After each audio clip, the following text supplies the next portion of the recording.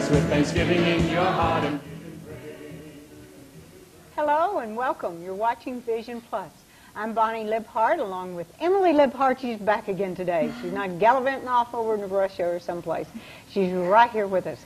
And we have between us, he can't get away because we'll try to hug him if he does, W.A. Bill Murry, Bill Murry and Associates. And welcome back again for our third program. I'm glad to be back.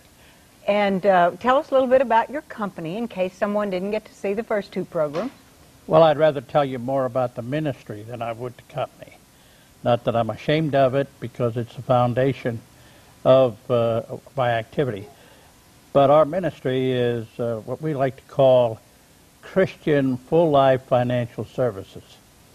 It's a counseling service that counsels people on their stewardship of finances, beginning in the now time and continuing on into eternity. In case people are wondering, today we're going to talk about women and their finances and how to get control of those. And we're not just going to talk about the retired or the divorced, but also the married and the younger women. So I'm going to let you start. You evidently feel it's important to handle your finances right, and that women should know where their property is, and tell us about how a woman can get in charge of her finances. Bonnie, I think that's a very, very important subject, because I come to realize that many women know how to do the grocery shopping. They can do that with a lot of expertise. They clothe their family, and in many cases they pay the routine monthly bills, but know little or nothing about life insurance, how to buy a house. Should I own a home or should I rent a home? What about the automobile, other than just picking the color?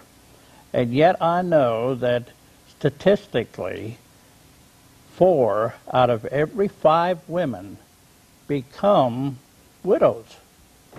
And at that point in time, overnight, they must know all of these things. And many times we men, in our loving of the women so much, the tender person that God provided for us, we tend to shield them and protect them with taking the big load off their shoulders. And yet we know that 4 of them out of every 5 overnight will have to address those subjects. I also come to realize that of the womanhood, that 60% of widows will go through 40% of their inheritance in the first 9 to 12 months of widowhood.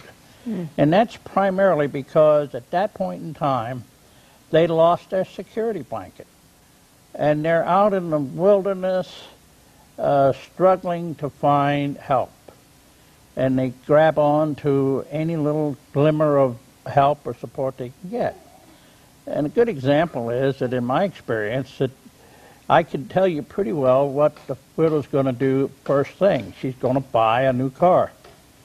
And that means $20,000 or $15,000 or whatever it is, because the many people that are around her, her father, her mother, well-meaning sisters and brothers and friends will tell her, "Now, Jane, John isn't around any longer, and that car that's in the driveway that he used to change the oil and adjusted the various parts of it has got to have maintenance, and you don't want to have it leave you down, so you ought to go and consider buying a new car."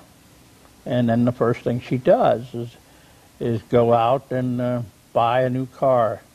And very often, to buy a new car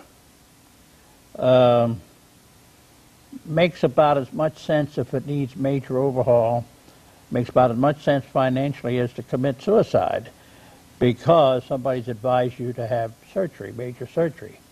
And yet the widow and the divorcee so often finds themselves in that circumstance, not knowing how to deal with the overall picture of finance.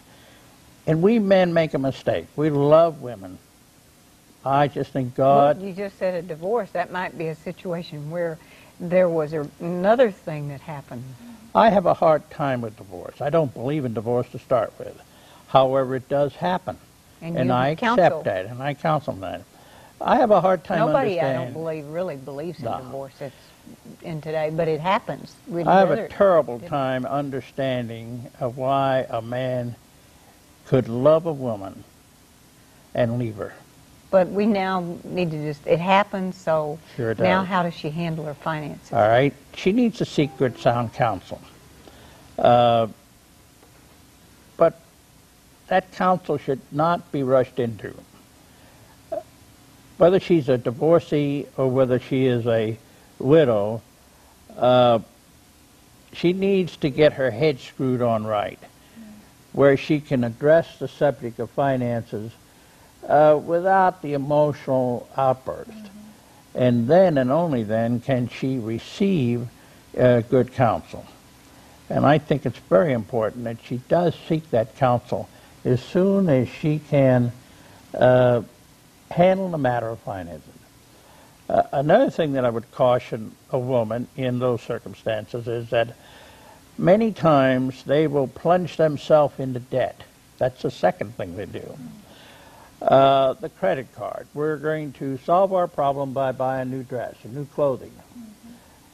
Momentarily that satisfies the situation, but in the long run it simply accrues a cancer that certainly turns into terminal only too often in the form of bankruptcy. So there again, she needs to be able to seek that counsel. Now, I don't suggest that you counsel with somebody that's trying to sell something. You want to counsel with somebody who wants to help you learn how to do it for yourself, not do it for you. And when you do that, when you get your hands on the finance, when you let God get his grip on your finances, then you can make wise judgments. And then you can know what to do. You don't need to be sold anything. You need to buy what you need. And when you buy what you need, you understand the need, you understand what you're doing, and you make a wise decision. This sounds just like my scenario that I went through a couple of years ago. I wish I could have heard this 2 years ago. You know, this is just so important and so critical for today's woman, because there is divorce, there is death, it happens, and wish I'd have heard you a couple of years ago. Well, I wish I'd have met you a couple of years ago. Referring to that, there's always the person who's a young woman that's maybe never been married, Well, or true. for whatever, she's a young woman. Right. Then you have the woman who is married, still needs to know about the finances. Well, Why that's don't you... Well, okay, say that you were me. Okay, at this point, I'm single. I don't have any, no savings, no retirement plan. Don't make tremendous wads of cash. What if you were me? What would you do? I'm 30 years old. I need to start thinking about what's going to happen in the future. What do I do? Well, I would treat you like I treated a man. Okay. I'd say that I'm not a woman liver, but I'm certainly not a male chauvinist. Okay. In that I realize the importance of this wonderful person that God created. God didn't make woman from the head of man so that he could do all her thinking. He didn't make her from the ankle bone so he could walk all over her, but rather he took her from the bone closest to her heart, where he could love her, support her, and be an equal partner. And I think that's important for every woman. She needs to know that she is important. She's been endowed with special blessings that men don't have. And she needs to look into the money matters and understand them. She's got all the brain power that a man has.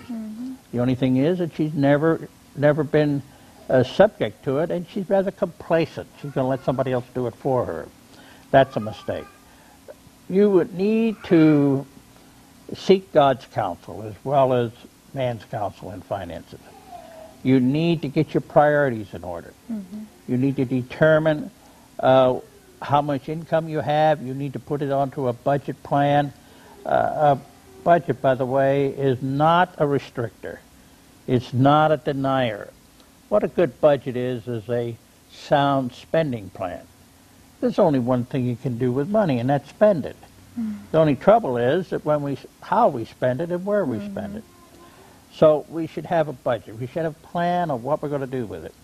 And that plan should allow you to have all the things that would make you happy as a young woman, as a young wife, as a divorcee, or as a widow. You need to have the necessities, the home, the shelter, the food, the car, but you need clothing. You need recreation. And you need a little joy money that allows you to do foolish things with a little bit of it. When everything else is satisfied. Let's start with the joy money. Yes, we'll do that first. Well, so that would be the first step. Right. The next step, I would look into developing a financial plan. A financial plan would take your dreams, your hopes for future achievement and money involved and put it into a workable plan that will allow you, with your income resources, to develop a living estate downstream. It'll allow you to have things that you've accumulated funds for that aren't in the mainstream of your income, but still things you'd like to have. Of course, you need to draw support from the Lord. Right. You need to take a tenth of what you can receive. You need to return it to Him, not because you pay a bill, not because you owe a debt, but because you love Him for everything that He's given to you. And for that, you're going to make a commitment to Him to first set aside that tithe. Right. And the tithe is just as true for a woman as it is for a man or a couple. Then the thing about that tithe is it's going to teach you that you're not going to get hurt by giving a tithe to the Lord. You're going to have all the things that you ever hope to have. You're not going to get any windfall blessings momentarily. But God's going to teach you that if you apply that same commitment to you next with another 10% and turn it into long-term savings, equity position, for emergencies downstream, for retirement, for children's education, for all of those things that God wants you to have, because He wants you to be prosperous. He promises you that in the Scripture, that He will prosper you in all things, including spiritual values. Isn't it wonderful to have a God that doesn't only want you to worship Him and be spiritual, but He wants you to be happy and have the things that He provides you here? And He is that way. And if you'll follow that kind of a plan, you'll then have savings. You'll have a accumulating savings rather than an in and out plan. Right. And of course, you need to understand things like insurance. You need to understand investments. You need to understand the needs of a will, last will and testament.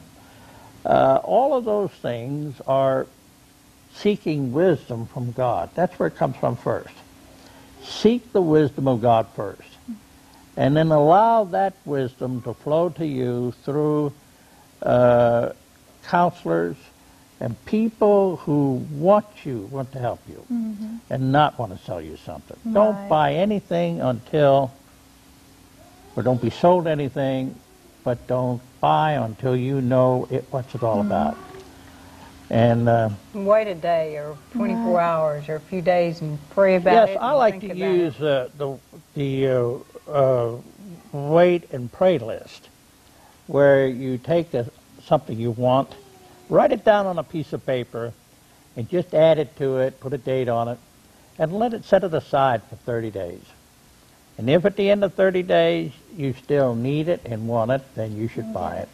But don't be surprised by giving God an opportunity that He hasn't provided that for you in that 30 days.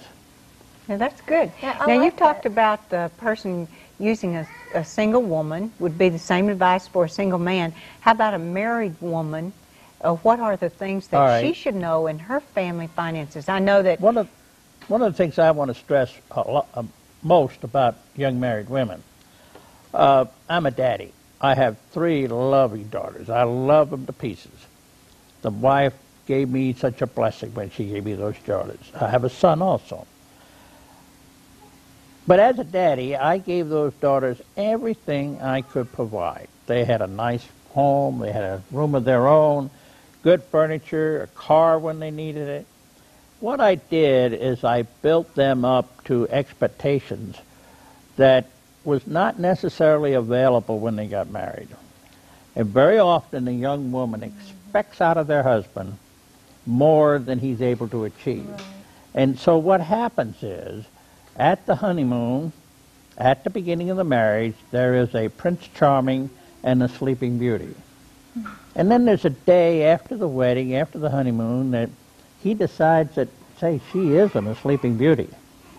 That she's just a wonderful, beautiful woman. And he's not a Prince Charming. He's got his problems and so forth. Mm-hmm. And so instead usually that's later that day you find that out. Well, I don't know how soon it is, but nevertheless, it's a reality. It's a fact of life. Yes. They need to come together and work as a team. If the young bride, if the young woman will focus herself on God instead of the social activities or the things that Mom and Dad provided for her, and then she went to college and met other girls that had even more. Mm-hmm. Instead of focusing on things, focus on the Lord. And if that young man in that marriage will focus on God at the same time, instead of his career only and all those other things, then you're going to find that you have a triangle. On one side of the triangle, you got a woman, and then you got a man. Mm-hmm. And up at the top of the triangle is God. And if they focus on God, notice what happens. As you live the life and as you seek God, you get closer together. But if you seek the world, you're going to get farther away from yourself and also from God. I'd say that most of the problems in marriages, divorces rarely come about from sex, alcoholism, and drugs. I'll agree that those are the straws that break the already weakened back of the marriage. But what weakens the back to that point is usually terms of stress and dissension over material values and wants. So I would stress to that woman, young woman, to love her husband, keep the romance alive in the family. That's her chore.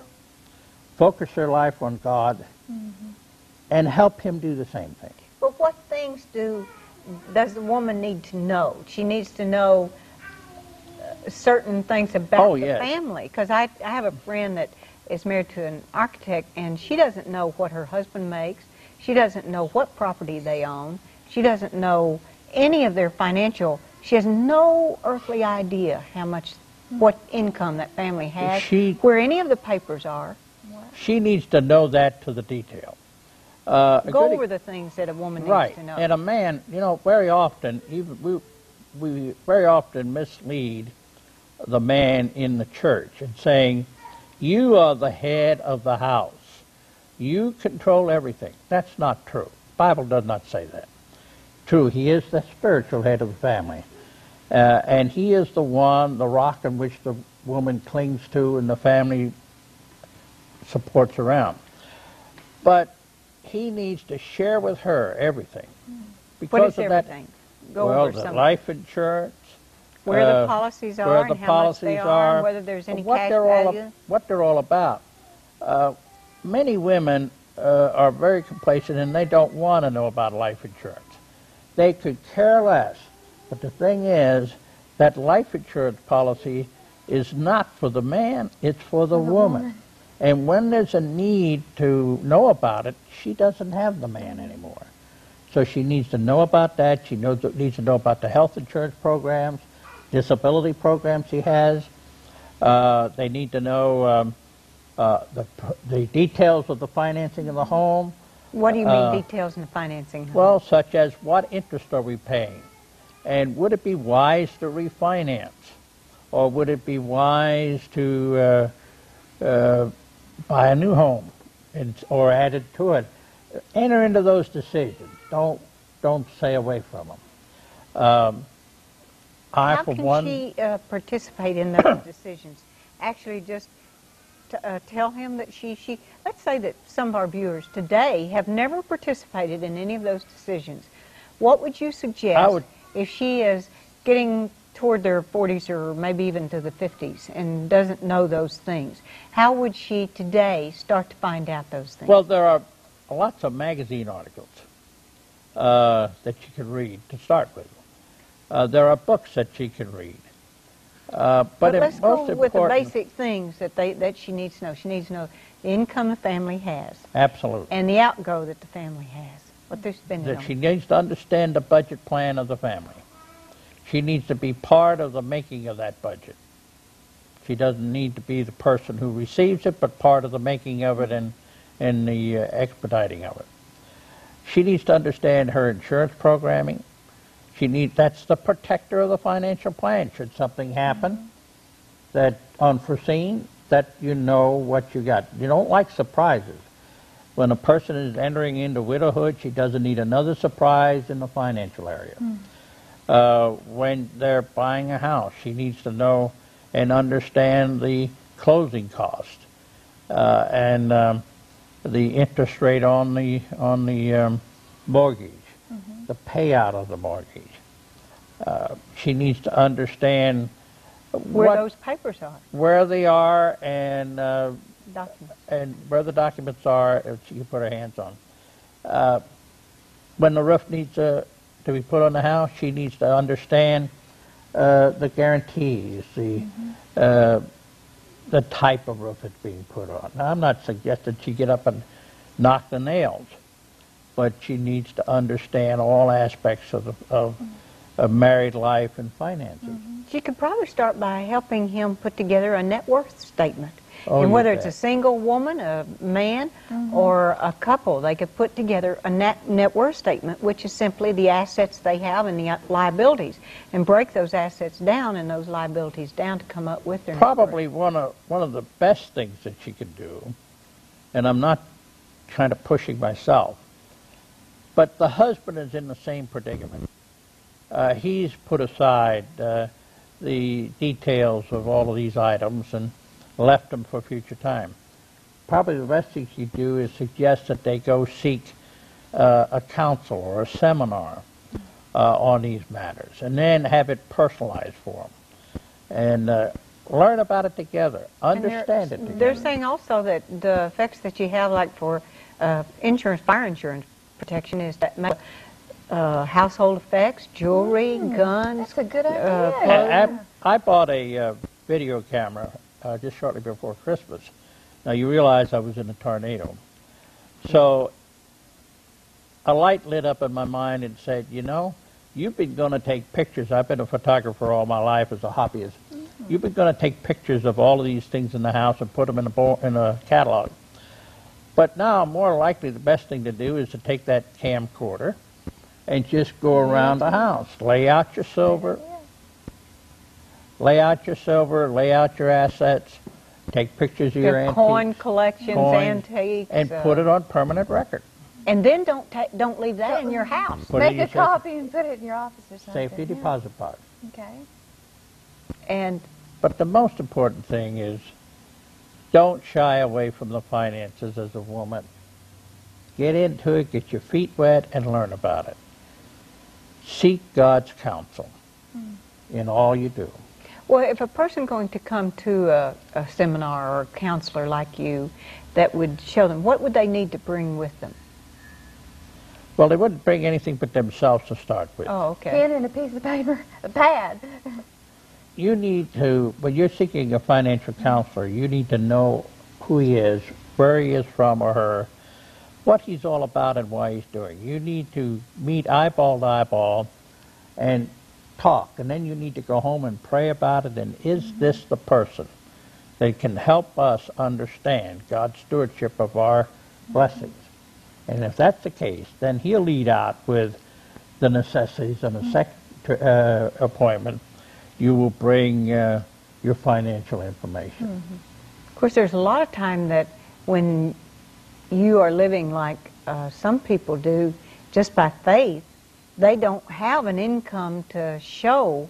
They only have what's happened in the past.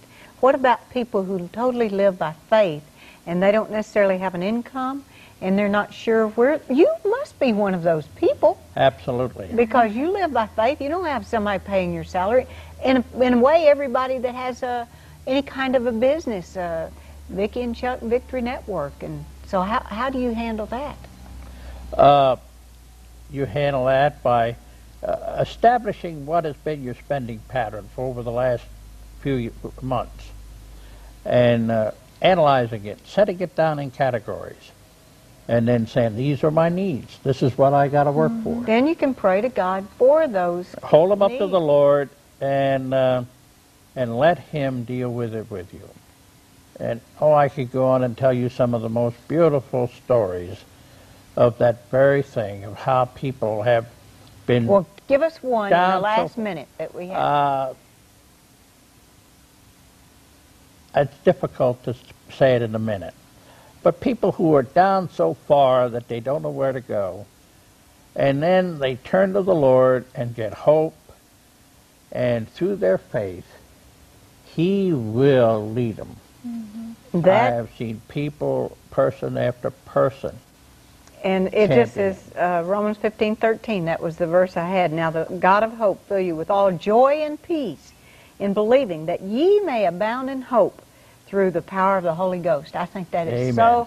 What we need is hope, and that so that we don't have that feeling of helplessness, whether it's our finances or whatever area of our life we're talking about. Absolutely. And I thank you so much, Brother Murry, for coming to be with us. Bill Murray of W.A. Murray and Associates. And Emily, glad to have you back again. And we know a little bit more about tithing 10% and saving 10% and all the... Getting our finances That's right. straightened out and getting a budget. In God will take care of the rest of it.